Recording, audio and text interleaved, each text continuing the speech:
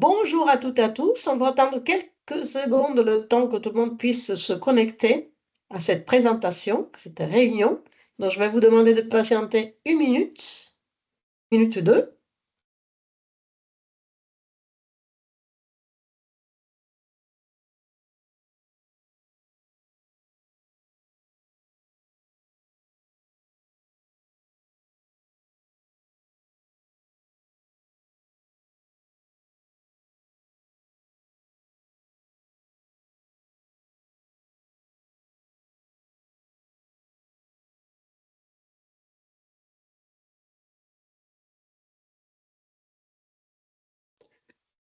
Encore quelques secondes de patience, le temps que tout le monde puisse se connecter.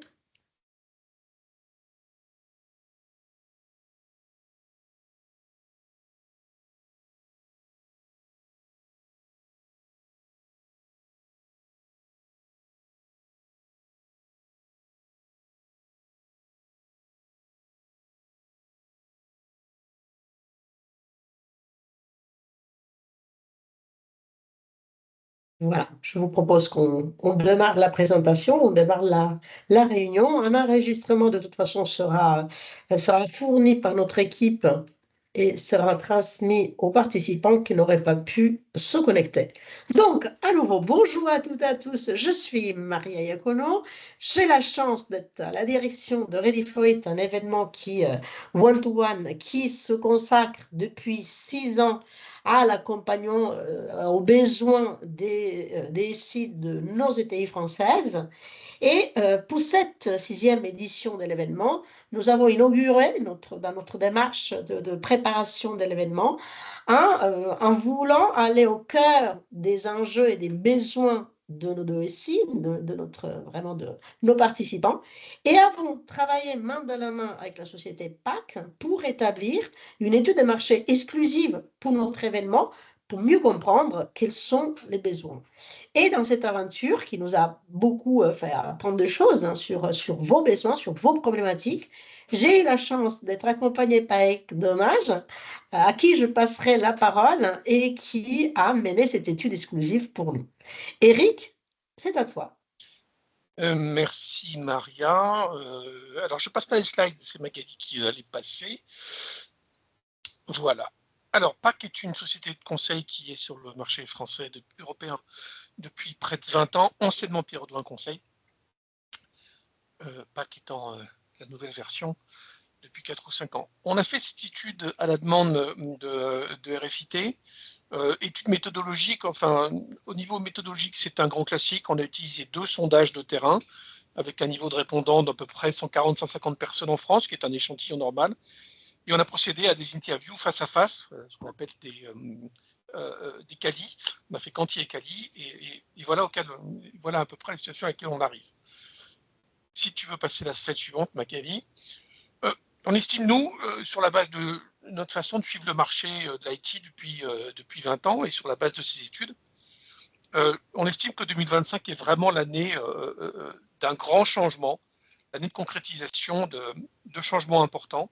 Les ETI en France, qui sont à peu près, on l'a mis à droite, qui sont à peu près 6200, ça dépend des façons de compter, mais les ETI qui sont une entreprise de 250 à 5000 salariés et qui n'excèdent pas 1,5 milliard d'euros de chiffre d'affaires, avaient des approches extrêmement variables de leur IT, de leur digitalisation, une approche qui d'ailleurs est extrêmement variable en fonction des métiers dans lesquels sont ces entreprises. 2025 va sonner pour tout le monde, un peu de la même façon, un grand saut, un bond en avant, appelez ça comme vous voulez, on a appelé ça le grand saut, vers 3 éléments très importants. Alors, plus d'agilité, on demande aux directeurs informatiques en ETI d'être encore plus agiles que ce qu'ils ne sont, voire d'atteindre l'agilité des grands comptes, pas forcément avec le même budget, c'est une des complexités. Plus d'efficacité, c'est un peu un pléonasme, mais il n'y a pas en ETI d'IT qui ne sert à rien. Je ne dis pas que ça existe, je dis juste que chaque projet doit prouver sans cesse qu'il est utile à la construction du business ou de la production de valeur. Il n'y a pas de recherche, il n'y a pas de R&D dans les ETI. On est toujours dans un focus efficacité. Et puis il y a une troisième composante qui est totalement anxiogène, et on l'assume, qui est l'inconnu. L'inconnu, alors si on fait par ordre de grandeur, l'inconnu géopolitique international qui secoue tous les jours les actualités, l'inconnu local qui a été assez agité, qui a l'air de se calmer un tout petit peu, l'inconnu politique local, bien entendu. L'inconnu réglementaire, il y a quelques métiers qui souffrent d'un manque de visibilité sur leur réglementaire, et l'inconnu sur pas mal de choses. Effectivement, on entend parler d'économie de guerre, on ne sait pas tout à fait ce que ça veut dire. On entend parler d'efforts à faire, on ne sait pas tout à fait ce que ça veut dire. On a un inconnu qui pèse de plus en plus et il va falloir vivre avec. Ce sont les trois directions vers lesquelles le Grand Saut se fait. Bien entendu, les DSI ne se coupent pas en trois et ne sautent pas chacun dans une direction. On va dans ces trois directions concomitamment. Si on peut passer à la slide suivante. Vers plus d'efficacité, donc on va passer à la slide d'après. Qu'est-ce que ça veut dire? La transformation digitale, qui est grosso modo le projet de digitaliser quasiment tous les process de l'entreprise qui sont digitalisables. Il y a évidemment des process qui ne sont pas digitalisables. Dans l'artisanat, on ne peut pas remplacer un couvreur par un robot, ça n'existe pas.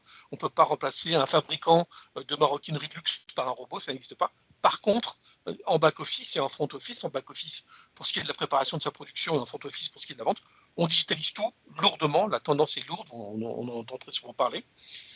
Les trois raisons pour lesquelles, quand on fait une étude, la transformation digitale, elle fonctionne, c'est d'abord et avant tout pour améliorer les produits et services existants. Deuxièmement, c'est pour améliorer l'expérience client digitale. Troisièmement, c'est pour améliorer les processus internes. Et quatrièmement, c'est un élément assez important dont on a beaucoup parlé par le passé, mais qui arrive maintenant extrêmement rapidement, probablement aussi à cause de l'avènement de la directive CSRD qui oblige un reporting RSE très pointu, y compris sur les ETI, atteindre les objectifs RSE. Sur quatre des principales raisons pour lesquelles les gens font la transformation digitale, il y a trois raisons qui sont directement liées au business. On est là vraiment dans un travail d'efficacité. La question qu'on posait, elle est écrite en bas. Classez par ordre de priorité vos quatre principaux objectifs de transformation digitale, objectifs. Donc, trois des objectifs, les trois premiers objectifs sont les objectifs business: améliorer les produits, améliorer l'expérience digitale et améliorer les processus internes. Focus efficacité, 1 euro dépensé en IT doit souvent, pas toujours le cas, rapporter 1 euro de business. C'est un énorme défi. En grand compte, on ne voit pas du tout les mêmes situations, ce n'est pas les mêmes rapports. Donc vraiment, on a l'IT qui est devenu un outil de production comme un autre, le digital qui est un outil de production comme un autre, et le virage vers le digital est le gage de l'efficacité opérationnelle et de l'efficacité économique. On peut passer à la slide d'après. Voilà ce qu'on... L'IA-Gène, qui est le sujet un peu à la mode, allais-je dire, alors que l'IA existe depuis 20 ans. L'IA-Gène existe depuis une dizaine d'années, dans les médias depuis moins de 2 ans. Le sujet IA-Gène est partout, parce que pour ceux qui l'ont essayé, ils sont extrêmement nombreux. On imagine des effets sur la productivité, des effets d'échelle sur la performance économique. On imagine, il faut qu'on soit très clair là-dessus, on imagine, vous verrez tout à l'heure que maintenant qu'on a imaginé, il va falloir passer à la réalité, c'est un énorme sujet. Sur l'IA-Gène, quelles sont les raisons pour lesquelles vous vous intéressez? 30% nous disent on pense qu'on peut imaginer la productivité et améliorer les tâches, pourquoi pas. On pense en 2 secondes, 24% qu'on peut stimuler la créativité et l'innovation, c'est complètement clé en ETI. Un business qui ne se renouvelle pas, comme vous savez, y compris des business récurrents, un business qui ne se renouvelle pas est un business qui n'a pas beaucoup de plans pour son avenir. Quatrième, gagner en compétitivité. Et troisième, gagner en compétitivité, créer des nouveaux modèles de business. Et quatrième, gagner en compétitivité. On va voir tout au long de l'étude que l'IA-Gène est une promesse que les gens ont comprise en ETI, mais sur laquelle ils s'interrogent encore sur la transformation entre la promesse et la réalité. Et vu le contexte d'incertitude, on le voit même d'un certain nombre d'arbitrages qui disent l'IA-Gène, si elle ne délivre pas ce qu'elle nous promet, on va arrêter. On va arrêter de faire des études, on va arrêter de faire des dépenses, on va la laisser monter tout doucement dans les produits intégrés qu'on utilise dans les suites, que ce soit les suites de bureautique ou les autres suites, mais il y a vraiment sur l'IA-Gène maintenant la question qui n'est plus de découvrir et de s'acculturer, qui est vraiment la question de dire maintenant il faut que ça me serve à quelque chose, ou sinon je laisse le sujet monter tout seul et j'arrête d'investir dessus. Est-ce qu'on peut aller à la slide suivante, Magali? On a interrogé quelques DSI en ETI, Julien Villecroze, qui vient de l'assurance, qui est en transition, et Christophe Charbonnier, qui est un DSI MPSA, donc MPSA qui est un groupe industriel de distribution. Ils sont dans la distribution de pneus et d'accessoires automobiles. Ce sont deux personnes qui sont dans le concret, dans le quotidien d'entreprise. Ce que nous dit Julien, qui sera, je crois, à RFIT, Maria, tu me le confirmes, il dit vraiment que la DSI est devenue un partenaire commercial, donc c'est vraiment au bord de l'entreprise, au comité de direction de ces ETI, qui sont parfois pas très très formels, le DSI est vraiment là comme partenaire commercial. Christophe nous dit, moi DSI, mon boulot, mon travail, c'est vraiment de participer à la croissance. J'ai pu avoir par le passé des missions de réduction des coûts, d'automatisation des tâches pour réduire les coûts. Maintenant, je suis un levier de croissance. Et on commence à voir poindre ici, ce qu'on verra peut-être à la fin d'entreprise, c'est la notion du DSI entrepreneur. Le DSI n'est plus un pur technicien, il n'est plus un pur ingénieur informatique, il n'est plus un pur souffre-douleur en cas de panne, même s'il continue à assurer son rôle de support. Il devient vraiment, au même titre que le directeur qualité, le directeur de production, le directeur commercial, il devient le DSI entrepreneur et il prend cette casquette entrepreneuriale qu'il va avoir, et ça, à partir de 2025, c'est encore plus marqué. La suite, si on veut bien. Le grand saut vers plus d'agilité, on va passer la slide d'après. La pression externe, elle est évidemment importante. La pression numéro 1, c'est un meilleur contrôle des données. On va voir aussi tout à l'heure qu'il n'y a pas d'IA gêne, il n'y a pas d'IA utile sans préparation des données. Et aujourd'hui, en grand compte, c'est moins le cas en outil, on voit cette grosse difficulté de la préparation, ce qu'on appelle le data readiness, la préparation des données à l'usage en IA. Et on a beaucoup de situations où on va dépenser beaucoup d'argent pour préparer les données pour les mettre dans une IA parce qu'elles sont complètement hétéroclites et effectivement, il faut les mettre en forme. Si on veut faire parler une donnée, il faut se donner les moyens de la mettre dans le bon moteur et ça, c'est un projet assez important. Donc, le meilleur contrôle des données, donner plus de priorité aux technologies locales. Pour moi, c'est souvent un grand étonnement parce que les technologies locales, il n'y en a pas tant que ça, il n'y en a pas beaucoup, qui soient au niveau d'opérationnalité et d'efficacité que l'on connaît à d'autres technologies. Bien sûr que nos startups, bien sûr que nos innovateurs sont capables de rivaliser en termes de fonctionnalité avec des situations déjà en place, ça ne pose pas de problème techniquement parlant. Ce qui pose très souvent problème sur ces technologies locales, c'est leur maintien en conditions opérationnelles, leur efficacité dans la durée et, entre guillemets, leur absence de problématiques afin de se concentrer sur la production. Donc, tous les gens, quand on leur dit il faut absolument acheter du local, faire du local en DSI, ils disent bien sûr, bien sûr, bien sûr, bien sûr, bien sûr. Et ils butent très souvent sur cette question-là. Donner plus de priorité à l'écologie et à la durabilité. L'éducation sur la RSE porte ses fruits. Vous avez peut-être des enfants, moi j'en ai quelques-uns, et de ce terreau de notre jeunesse monte très sérieusement ces considérations écologiques, ces considérations environnementales, ces considérations de sobriété environnementale, à tel point même qu'on voit parfois des gens dire si vous ne faites pas assez pour le RSE, je ne viens pas travailler chez vous. Donc, la considération environnementale, elle entre maintenant dans la gestion de ce qu'on appelle la marque employeur, c'est-à-dire l'attractivité de l'employeur. Et en ETI, où l'emploi est parfois difficile sur l'IT, c'est un élément extrêmement important. Et enfin, la pression externe peut amener, je vais terminer, à l'arrêt de projet. Dans les conditions économiques deviennent certaines, on voit de plus en plus de stop and go en ETI sur des projets qui n'arrivent plus à délivrer dans des termes déterminés, de court terme en général, dans des termes déterminés, la valeur pour laquelle ils ont été mis en place, et ils sont stoppés, gelés, appelez ça comme vous voulez, on en voit de plus en plus. Ça, c'est toujours dans la partie agilité, je crois. Continuons, si tu veux bien, Magali. Le contexte incertain, alors ça, c'est les petites montagnes à gravir. Par ordre d'importance, quand on demande aux gens de classer quelles sont les montagnes les plus hautes à gravir, le premier, c'est la situation économique dans notre pays. Alors, ce sondage a eu lieu fin 2024-2025, à une époque où on avait énormément de commentaires sur la dite instabilité du gouvernement en France, qui était suivie par à peu près le même sujet en Allemagne d'ailleurs, et puis un renouvellement en Angleterre. Donc ce sujet aujourd'hui c'est un petit peu effacé, mais la situation économique de notre pays, le taux de chômage, le PIB, sont des éléments qui pèsent sur l'activité, la vie des DSI au quotidien. Et comme on l'a vu, il y a des projets qui peuvent s'arrêter parce qu'ils ne sont pas assez rentables. Et on a aussi des projets qui peuvent se faire différemment.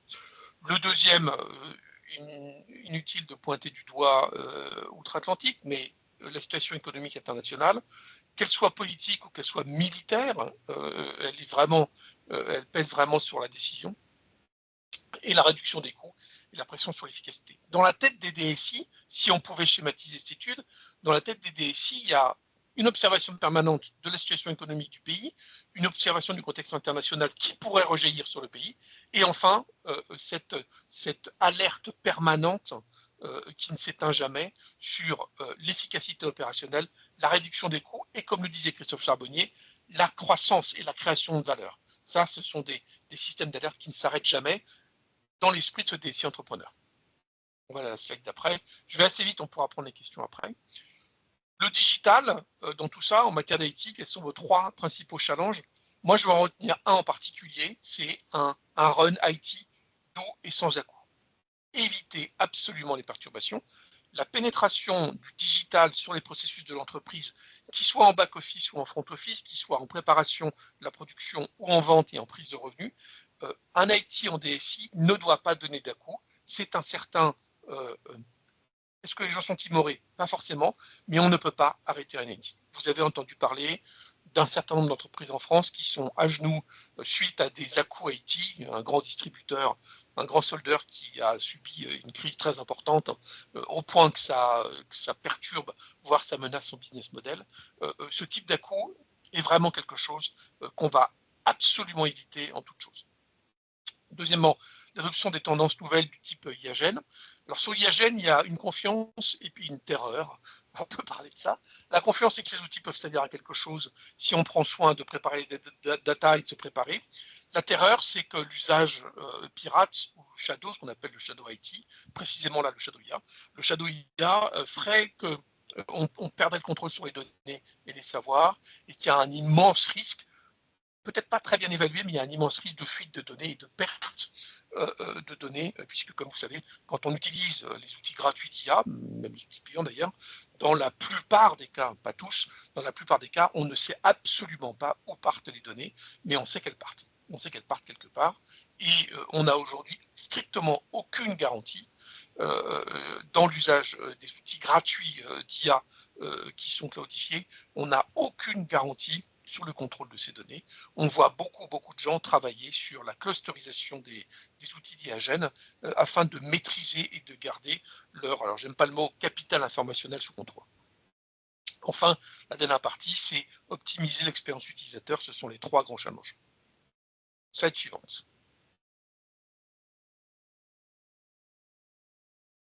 Dans notre étude, on a été un peu plus loin et on a dit, tiens, vous en êtes où quels sont les grands challenges de l'adoption, puisque vous avez décidé de vous acculturer et que vous l'avez fait, puisque vous avez, pour certains d'entre vous, assez nombreux, des projets d'IAGEN. Premier sujet d'inquiétude à propos de cette adoption, les ressources, les talents, les compétences en ingénierie IA. C'est exactement le même syndrome qu'on a vu en cyber. La cyber a cru très fort, 15-16% par an. On s'est retrouvé avec un fossé très important entre les besoins et la capacité d'y répondre humainement parlant. Donc ça, c'est le premier sujet. Maintenant, les plans de formation sont relativement lourds et épais. Il y a beaucoup de gens qui vont en formation. Donc ça va se réduire, mais c'est encore long. Deuxièmement, la qualité et la préparation des données gouvernance, et la préparation des données de gouvernance, c'est ce qui fait échouer certains projets, quand effectivement le nettoyage, d'abord l'identification, puis le nettoyage des bases de données avant de rentrer dans l'IA, sont des projets extrêmement complexes, extrêmement coûteux et qui sont parfois menaçants. Sécuriser l'adhésion et la requête des métiers. Vous allez voir que les métiers sont très intrusifs sur l'IA. La mise en route opérationnelle de l'IAGEN et la dette technique. La dette technique, c'est un sujet qu'on entend très souvent en ETI, qui ont fait tourner du digital et de l'IT depuis une vingtaine d'années sur des systèmes qui sont aujourd'hui réputés obsolètes, qui sont par exemple sans support et qui pourtant fonctionnent toujours très bien. Cette dette technique, c'est le fossé qu'on trouve très souvent en ETI entre l'IT dont j'aurais besoin, complètement cloudifié, complètement maîtrisé, complètement chiffré pour les transports de données, et ces vieux AS400 qui tournent toujours chez moi parce que ça marche très bien. Ces vieux serveurs que j'ai payés et qui fonctionnent toujours très bien. Et la dette technique, c'est le fossé entre ce que le monde moderne, ce que la technique moderne m'appelle à faire, et la réalité que je fais autrement, sachant que moi, mon travail de DSI, c'est d'être dans l'opérationnel, c'est d'être dans l'efficacité, et que tant que ça fonctionne, je réduirai pas cette dette. Mais plus le temps avance, plus les réformes technologiques avancent, plus il faut se creuser. On en entend beaucoup parler, effectivement, de la résorption de la dette technique, qui parfois est quand même problématique. Slide suivant. Donc, l'adoption de l'IAGEN n'est absolument pas une route paisible. Les métiers, alors les métiers en DSI, donc les métiers sont les correspondants, voire les clients directs de la DSI. L'approche des métiers en IAGEN, elle se fait par le biais de challenges. Les métiers, ils ont commencé à faire un peu ce qu'on a vu en grand compte. Ils sont pas passés par la DSI pour regarder à quoi servait l'IAGEN. Ils l'ont fait eux-mêmes. Donc, ils ont besoin de comprendre le potentiel, d'intégrer des résultats issus des processus, d'organiser la transition des compétences, de quantifier l'impact business et d'appréhender les risques légaux et techniques. Donc, les métiers sont des clients exigeants de l'IAGEN, parce qu'eux veulent voir des effets directs, que ce soit les métiers de la production, que ce soit les métiers de la vente, que ce soit les métiers du marketing. Ils sont relativement exigeants et les DSI nous disent que ce sont eux qui quand même mettent le plus de pression sur la DSI pour obtenir effectivement des projets cadrés et directement opérationnels. On va passer la slide. Voilà ce que nous disent un peu en conclusion 3 DSI qu'on a rencontrés. Le contexte politique en France, il est un petit peu incertain, mais on a des grandes réglementations qui vont s'appliquer, en particulier NIS 2 après GDPR, NIS 2 qui va s'appliquer sur quelques ETI, pas beaucoup d'ETI qui sont concernés, soit parce qu'elles sont directement entreprises essentielles ou entreprises importantes, soit parce qu'elles sont dans une chaîne de production, dans une chaîne de valeur, qui les associe à un grand compte qui est lui-même entreprise importante ou entreprise essentielle. Donc de ce fait, par capillarité, le NIS 2 s'applique à eux. Et ils disent que c'est pas ce que nous dit Arnaud, c'est que c'est pas toujours très facile parce que c'est pas les mêmes budgets, mais après tout, ils finissent par le faire. Christophe Charbonnier nous dit ce qui fait peur, c'est la maîtrise des coûts. On a eu, vous savez, des incidents, pas des incidents, on a eu des hausses de tarifs extrêmement importantes, que ce soit sur la partie cloudification, sur la partie bureautique, à un des grands fournisseurs de solutions collaboratives que vous utilisez, qu'on est en train d'utiliser en ce moment d'ailleurs, a augmenté significativement ses tarifs en embarquant des solutions en prévenant peut-être, mais peut-être pas assez. Donc ce sont des surprises qui font un petit peu peur à Christophe. Et enfin, Julien s'inquiète un peu d'une tendance qu'on voit chez les DSI dont il nous parle, c'est d'être toujours en alerte, d'être toujours sur le coup, de toujours répondre aux nouvelles sollicitations, parce que les médias, parce que l'information pour tout le monde, tout le temps, dans tous les sens, fait que la DSI est très sollicitée. Et il y a une petite inquiétude sur le fait qu'on passe son temps à répondre à des questions d'actualité et que la planification qu'on aurait pu mettre en place, l'organisation long terme, est souvent perturbée par ces sujets-là. Tout d'un coup, il faut mettre tout le monde sur l'IA, tout d'un coup, il faut mettre tout le monde sur tel sujet. Si vous suivez l'actualité géopolitique de près, vous savez qu'on va avoir une discussion assez importante sur la souveraineté et sur l'hébergement des données dans certaines régions du monde. Donc ça va arriver. Et il y a une petite inquiétude sur le fait d'être toujours en alerte et de ne pas pouvoir en même temps réaliser les plans d'envergure et les plans de fond. Donc il y a une petite perturbation, c'est pas pathologique, mais c'est quelque chose sur lequel il y a une méfiance. Slide suivante. Voilà pour ce qui est de l'année 2025 et suivante pour les DSI. Donc je résume, un grand saut vers plus d'efficacité économique, ça a toujours été le projet, ça le reste. Un saut vers plus d'agilité, répondre aux demandes des métiers, comme on vient de le voir, répondre aux demandes d'actualité des directions générales, répondre aux projets d'IAGEN et autres, et un saut vers l'inconnu avec effectivement cette profonde transformation géopolitique qui est en train de se faire, des incertitudes politiques locales et des incertitudes sur les projets. Pour conclure, on a mis en place, on a regardé un peu ce qu'il y avait dans les bases de données de PAC, puisqu'on fait des études économiques sur le marché de l'IT en France et dans une vingtaine de pays en Europe, au moins les 27. Je ne suis pas précis là-dessus, je devrais l'être. On est présent partout en Europe. Donc on a regardé un peu ce qui se passait sur les ETI. Et donc je vais vous donner quelques éléments tout de suite, si tu veux bien passer, Magali. Qu'est-ce qu'on voit sur la discussion budgétaire? On a vraiment ceux qui montent et ceux qui descendent. Alors, ce n'est pas aussi brutal que ça. Les sujets prioritaires, classés par ordre d'importance, ces 5 sujets, la cyber a toujours été le sujet prioritaire. Le cloud, le move to cloud est aussi un sujet prioritaire. La RSE monte très haut. Le sujet RSE monte très très haut. L'IAGEN, alors l'IAGEN, c'est un objet extrêmement bizarre à étudier pour nous parce que c'est à la fois le sujet que tout le monde regarde, en même temps c'est celui que tout le monde peut arrêter. Je vous l'ai dit tout à l'heure, on constate en ETI qu'il y a effectivement cette volonté de comprendre les apports de l'IAGEN, et si on ne les trouve pas, d'arrêter les projets d'IAGEN. C'est aussi simple que ça. Si on ne trouve pas la capacité de ces technologies à nous apporter quelque chose directement, on ne fera pas, et on va attendre que, effectivement, dans les suites bureautiques, l'IAGEN monte tout doucement, mais on ne dépensera pas pour ça. Ça, c'est vraiment étonnant. Vous n'avez pas du tout ce cas-là pour la cyber. On ne va pas arrêter la cyber du jour au lendemain. On ne va pas arrêter la RSE du jour au lendemain. C'est des projets long terme. Mais on commence à avoir un projet il n'est pas volatile, mais il est très challengé. Plus on parle de l'IAGEN, plus c'est challengé. La transformation digitale. Et dans les projets qui sont classés par ordre d'importance, ces 5 sujets sur lesquels vous pourriez diminuer, voire arrêter vos dépenses. L'IoT est aujourd'hui en premier de la liste. La modernisation des applis. Le Digital Workplace, qui est placé assez haut dans la liste des arbitrages possibles. Un arbitrage, c'est soit je réduis mon budget, soit j'arrête les projets. C'est clairement comme ça que c'est identifié. Et l'IAGEN. Donc là, il y a 4 sujets sur lesquels le challenge pèse plus, le challenge à faire ou à réduire ou à ne pas faire, pèse plus que le challenge à faire. Donc on a vraiment chez ces ETI cette capacité étonnante de dire ça je priorise et ça, à chaque moment, je peux remettre en question. On voit très peu ça en grand compte, qui ont de toute manière des réglementaires à suivre, qui ont des projets multi-annuels. Et en ETI, on voit vraiment, j'ai sous la main, si on me demande de réduire, parce que ça arrive, j'ai sous la main 4 projets que je peux réduire, qui de toute manière seront impactés si ils ne produisent pas la valeur fondamentale qu'est l'efficacité opérationnelle et économique. Slide suivant. Alors, en dernier, je crois, la maturité sur l'IAGEN, ce que je vous disais tout à l'heure.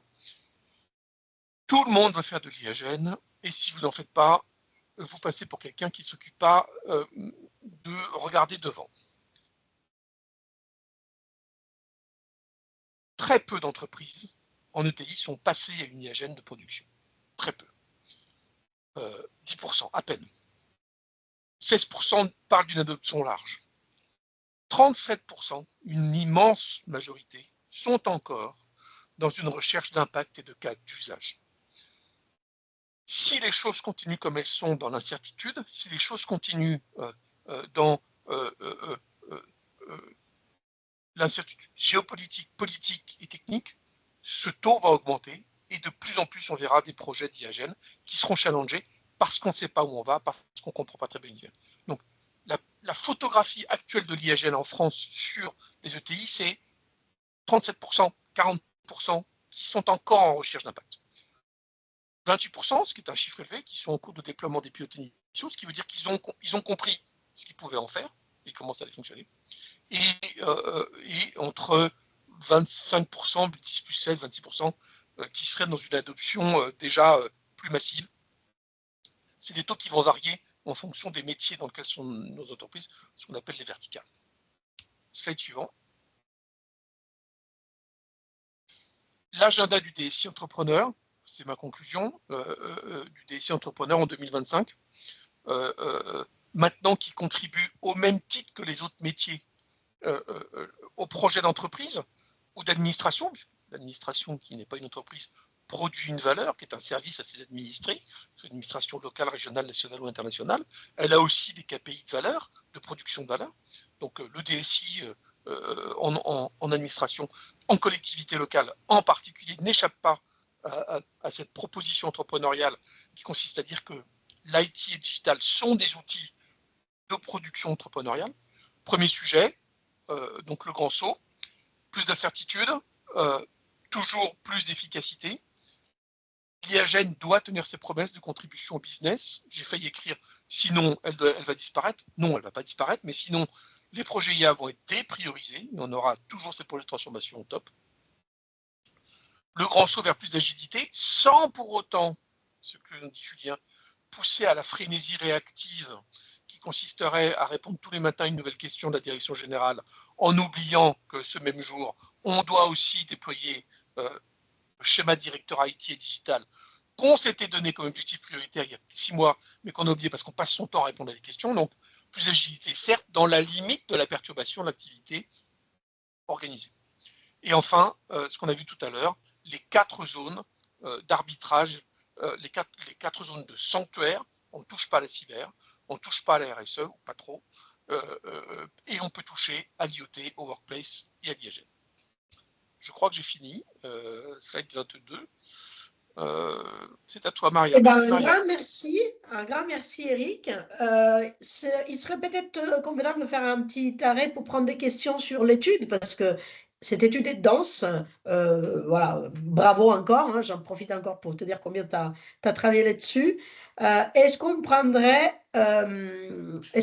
des questions sur la partie étude, parce que c'est vrai qu'elle est dense, ça permet de prendre un petit peu de pause.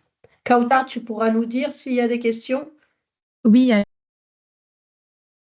Ah, ton micro est coupé par contre. là, vous m'entendez?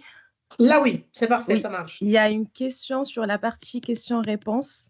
Vous me dites si c'est visible pour vous tous. Je dois mettre où, peut-être tu peux nous la lire, comme ça tout le monde écoute Oui, aisément. donc c'est une question de la part de M. Tabet, donc qui demande justement à Eric, est-ce que l'étude a abordé l'usage de l'IA Gen par le DSI dans le domaine de la cybersécurité et dans la maîtrise des coûts du cloud? Alors, pas dans cette étude, mais pas qu'à aborder le sujet, oui, tout à fait. Dans une autre étude qui est publique, que vous trouverez sur le site web, oui, on a abordé le sujet. Attention, c'est pas forcément un sujet ETI. Hein. Quand on fait une étude, on va chercher des cibles. Donc là, on a un sujet assez vaste. Sur le sujet cyber en IA, on voit monter une inquiétude sur le risque de perte de contrôle des données par le fait du shadow IA, qui est vraiment le gros sujet partout. D'ailleurs, on voit la réponse de l'industrie de la cyber hein, sur le contrôle de cette chose-là. Les coûts du cloud, ça va rentrer, je n'ai pas le détail, mais ça va rentrer un peu dans les inquiétudes fournisseurs. Je ne vous rappelle pas ce qui s'est passé sur VMware, Broadcom et Microsoft, qui ont tendance à faire exploser les coûts du cloud. Donc là, il y a une inquiétude réelle. Donc c'est une autre étude qu'on a publiée qui est disponible sur le site de pacanalyst.com, je pense, qui pourra vous donner tous les détails. Mais attention, elle n'est pas spécifique ETI. Enfin, et je précise, l'IA en cybersécurité, pas l'IAGEN, mais l'IA tout court, hein, existe depuis une bonne quinzaine d'années. Ça s'appelait les algorithmes. Ça faisait du traitement des signaux faibles. Donc c'est absolument pas une nouveauté pour ceux qui défendent et qui protègent. Mais c'est une nouveauté pour ceux qui attaquent. Et effectivement, les créations de faux profils, les vidéos de personnages qui ne sont pas réels, mais dont la voix est parfaitement copiée, les attaquants, effectivement, profitent d'un bond technologique tout à fait nouveau, parfaitement gratuit, et dont ils profitent très bien, et c'est relativement inquiétant. Voilà. Je ne sais pas si ça répond à toute votre question, mais... Merci, Eric. Kautar, est-ce que tu aurais d'autres questions sur la partie de l'étude?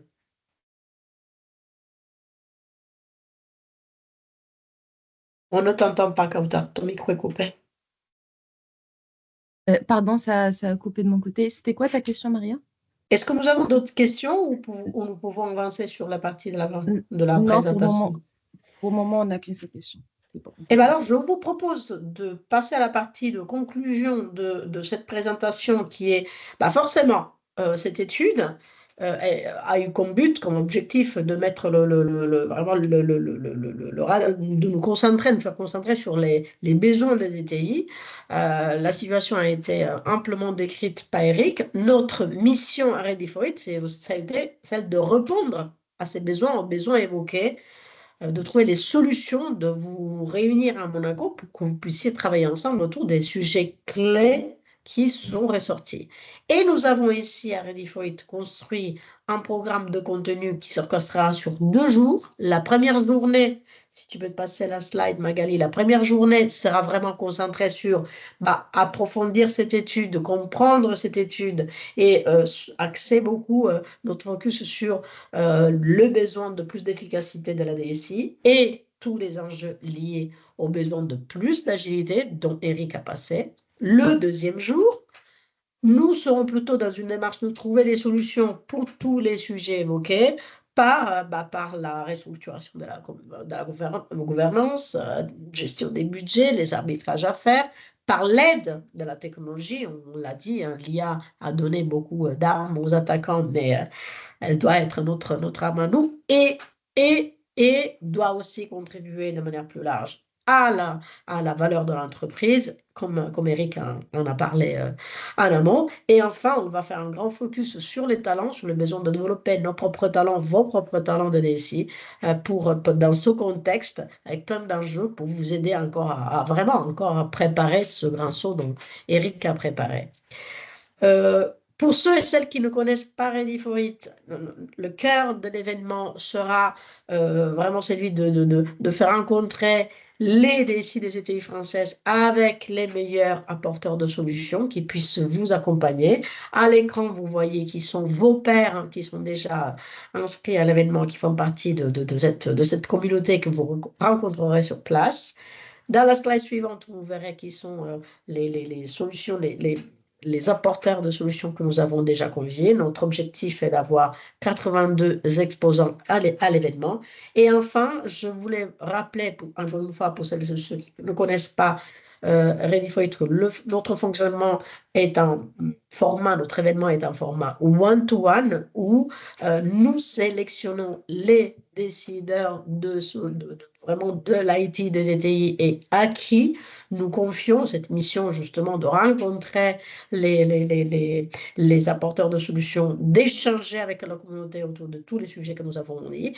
Et en tant qu'invité à l'événement, nous nous occupons complètement de votre participation de A à Z. C'est vraiment, on est dans un format assez spécial. Et je remercie en conclusion l'équipe qui sera à votre disposition et qui travaille pour vous non-stop, l'équipe à l'écran à qui vous pourrez, après cette présentation, poser les questions, les modalités sur les plus de détails de participation. Vous voyez, on a une équipe pleine de 5 personnes à temps plein qui travaillent justement pour tous les DSI que nous convions à Monaco.